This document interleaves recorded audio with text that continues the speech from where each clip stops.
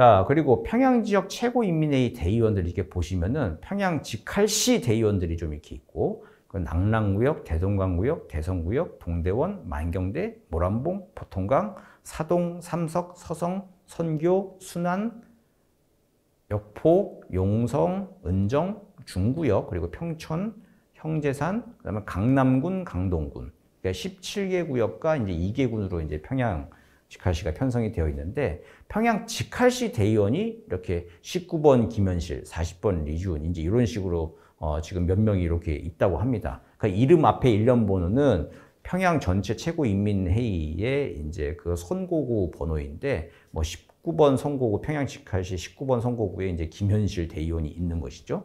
그리고 211번 선거구에 리영일 대의원이 있고, 이제 이런 식으로 평양 직할시에 이제 대의원이 있고, 각 구역별로 180-28-8 선거구에 차명렬 이제 대의원이 있고, 뭐 이제 이런 식으로 각 구역별로 또 이게 대의원들이 나눠져 있습니다. 근데 보시면은 이 없는 데들 있죠. 대성구역이나 동대문구역처럼 파악이 안 되거나 없는 것으로 이제 나타나는 대의원 구역들도 있습니다. 그러니까 이게 우리의 이제 그 직접 선거 체제, 그러니까 우리 국회 그리고 지방의회들은 뭐예요? 그 주민의 대표자지 않습니까? 국민의 대표자이기 때문에 빠지는 구역이 있으면 안 되잖아요. 그리고 또 인구 비례에 맞춰가지고 어쨌든 한 25만 명, 20만 명, 25만 명 적정 수준에서 국회의원인을 한 명 있도록 선거를 할 때마다 우리는 아주 굉장하게 세밀하게 조정을 해가지고 선거구를 이제 획정을 하고 하죠.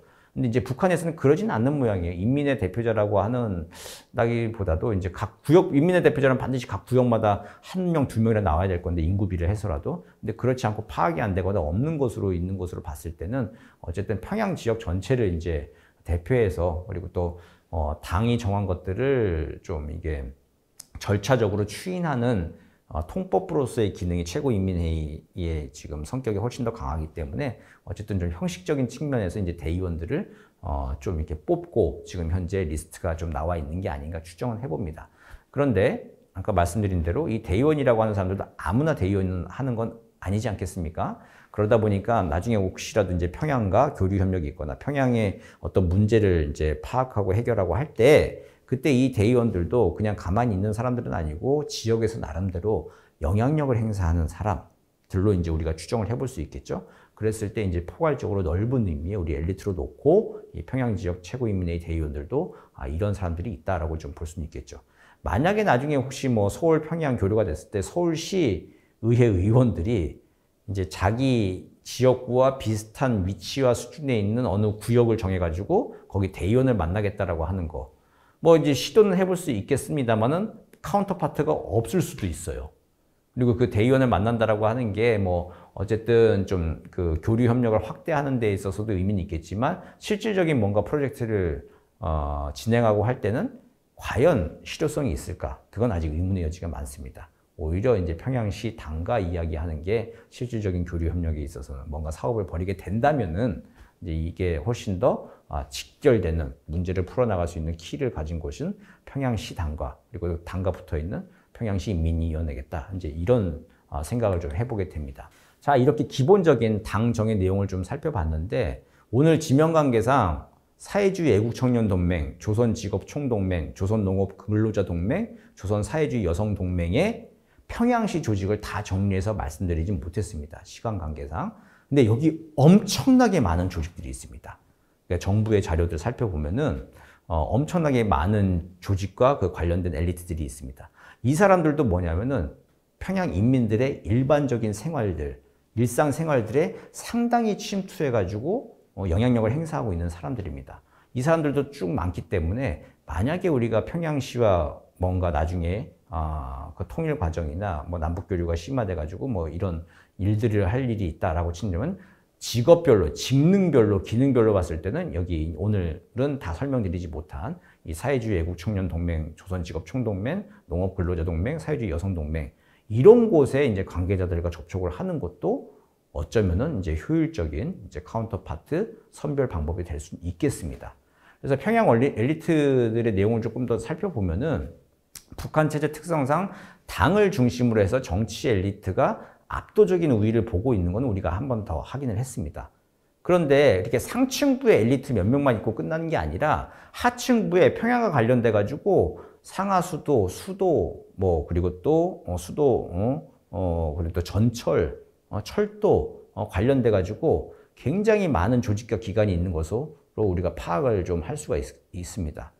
볼링장 운영하는 간부들도 있고요. 골프장 운영하는 간부들도 있고, 온실 운영하는 간부들도 있습니다.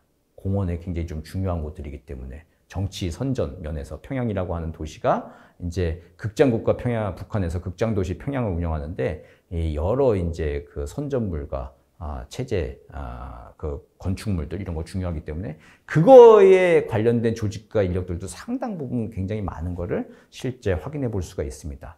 그래서 기존에 우리가 이제 북한 권력 엘리트 하면 이제 최고 지도자를 중심으로 놓고 정치적인 다이내믹스, 정치적인 동학관계만 이제 우리가 주로 보아왔는데 이걸 좀 벗어나서 이제 하부 단위에서, 지역 단위에서 다양한 정치 행정기관과 간부들, 그러니까 우리식으로 하면 엘리트, 권력 엘리트 중심으로 새롭게 북한을 또 평양을 바라볼 수 있는 방법도 있겠구나라고 하는 거를 좀 우리가 좀 한번 확인할 수 있겠습니다. 그래서 이제 아까 말씀드린 대로 오늘 이제 시간 관계상 다 설명드리지 못한 이제 주요한 당, 외곽 및 사회단체의 엘리트에 대한 이제 정리와 연구를 진행할 수도 있고요. 그리고 또 여러 연구 질문들을 던져볼 수도 있겠죠. 북한이 사상교양을 막 강조하고 있는데 실제 북한의 간부 목록들을 이렇게 보다 보면 평양의 역사 사적기관 담당자들, 그 간부들이 공석인 경우가 꽤 있어요. 왜 그럴까? 좀 궁금해지죠. 사상교양을 강조하면 역사 사적 문화지에 거기 굉장히 좀 중요하고 똑똑한 사람들을 앉혀서 잘 관리를 해야 될 건데 공석인 경우가 꽤 있습니다. 이게 왜 그러지? 라고 하는 거 한번 우리가 연구해 볼 수도 있는 거고요.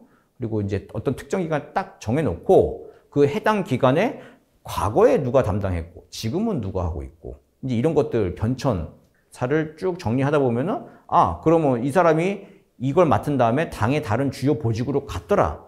아니고 이걸 맡은 다음에는 그냥 이게 하방을 하거나 강등됐더라 라고 하는 그런 기관들이 있다라고 하면은 그것도 그러면 이제 어쨌든 평양 엘리트를 중심으로 북한 내부의 권력 엘리트들의 동학을 연구하는데 한 또 이제 연구 파트, 우리가 조사 분석할 수 있는 한 주제가 또 될 수도 있겠죠. 그리고 또 서울과 평양의 지방 행정 조직을 비교해 보면서 직접 상대해야 될 어떤 카운터파트 기관들을 한번 살펴보는 것.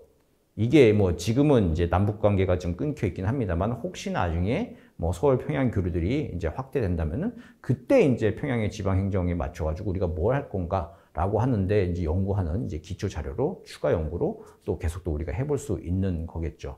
그래서 이제 이런 내용들을 좀 바탕으로 해 가지고요. 앞으로 우리가 다양하게 북한을 바라보고 평양을 다시 한번 바라보고 다양한 북한의 정치 행정 엘리트를 연구하는데 새로운 전기가 또 기반들이 좀 마련되기를 기대해 봅니다.